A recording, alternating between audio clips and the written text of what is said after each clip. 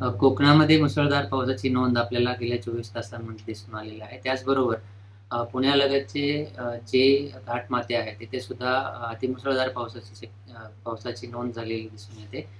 24 तासांमध्ये 200 मिलीमीटरपेक्षा जास्त पाऊस आपल्याला पुण्यातील घाटमाथ्यांवर दिसून आलेला आहे.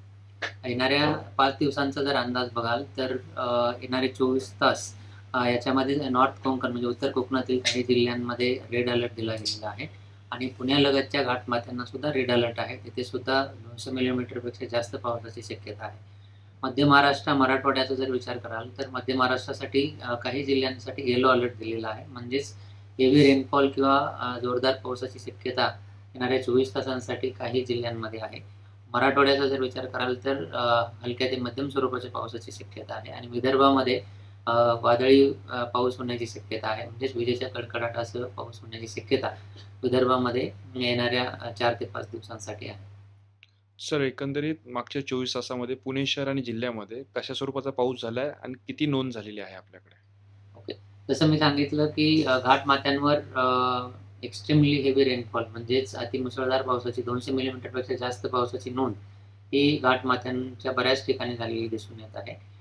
त्याचबरोबर पुणे शहराचा आणि आजूबाजूच्या प्रदेशाचा जर विचार कराल तर लवळेमध्ये 64 मिलीमीटर पावसाची नोंद झालेली आहे. शिवाजीनगरमध्ये 31 मिलीमीटर झालेली आहे. चिंचवडमध्ये 60 मिलीमीटरची इतक्या पावसाची नोंद झालेली आहे आणि म्हणजेच हलक्या ते मध्यम स्वरूपाचा म्हणजे 60 मिलीमीटरपर्यंत आपल्याला पाऊस किंवा 64 मिलीमीटरपर्यंत पाऊस आपल्याला पुणे शहर आणि आजूबाजूच्या परिसरामध्ये गेल्या 24 तासांमध्ये दिसून आलेला आहे. सर, आज मध्यरात्रीपासून पावसाने जोर धरला 12 वाजेपर्यंत. तर त्या अनुषंगाने आता पुढचा काळ कसा राहणार आहे पुणे शहर आणि जिल्ह्यासाठी? पुढचे 2 दिवस, 3 दिवस जो काही तुमचा अंदाज असतो त्याबद्दल कसं विश्लेषण कराल आपण? येणारे 24 तास आपण म्हणू शकतो की अशीच परिस्थिती असण्याची शक्यता आहे.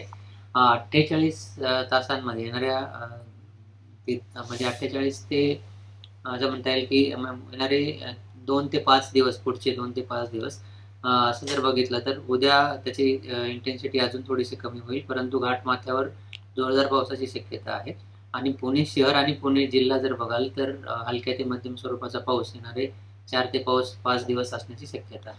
कोणता अलर्ट असणार आहे? काय त्याचं आपल्याला सांगायचं आहे? आज तर पुणे शहर आणि पुणे जिल्ह्यासाठी येलो अलर्ट आहे. उद्यापासून पुणे शहर आणि जिल्ह्यासाठी वेगळा काही अलर्ट नाहीये.